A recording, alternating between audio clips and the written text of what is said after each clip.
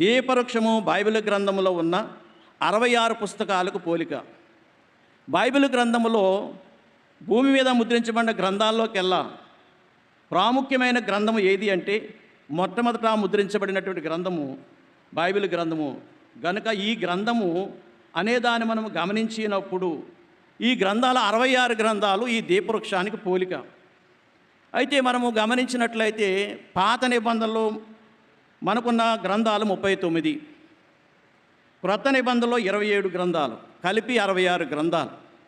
మరి మీరు జాగ్రత్తగా ఆలకిస్తున్నట్లయితే ఒకసారి ఒక జైలుకు ఒక పాదిరి గారు వెళ్ళారట బైబిల్ పంచుకుంటూ వెళితే అక్కడ అందరూ చదువుకున్న వారు బైబిల్ తీసుకున్నారట.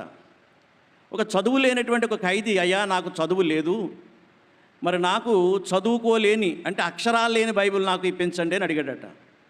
ఈ పాస్టర్ గారు సన్నిధిలోకి వెళ్ళి ధ్యానం చేస్తూ అక్షరాలు లేని బైబిల్ అలా అని ఆలోచిస్తూ ఉండి సరైన ఒక 4 కలర్స్ కలిగినటువంటి అట్టలు తయారు చేసి దాన్ని ఒక బైబిల్గా తయారు చేసుకుని ఆ జైల్లో ఉన్న ఖైదీ దగ్గరికి వెళ్ళాడట.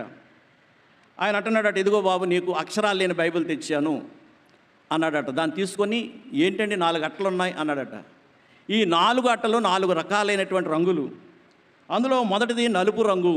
నలుపు అనగా పాపమునకు గుర్తు.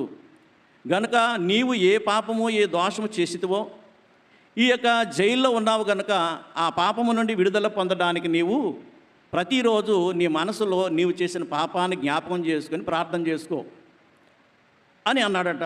మరి రెండవది ఏంటి అని అడిగితే అక్కడ ఎరుపు రంగు అట్ట ఉందట. ఈ ఎరుపు రంగు అట్ట యేసుక్రీస్తు వారి యొక్క రక్తానికి గుర్తు.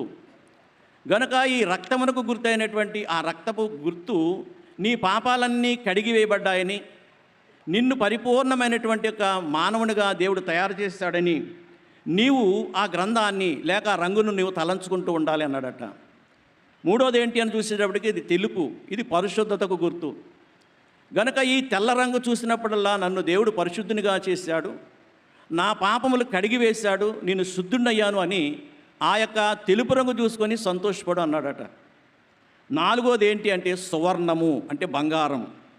ఇది పరలోకానికి నిత్యత్వానికి కూడా సాదృశ్యం.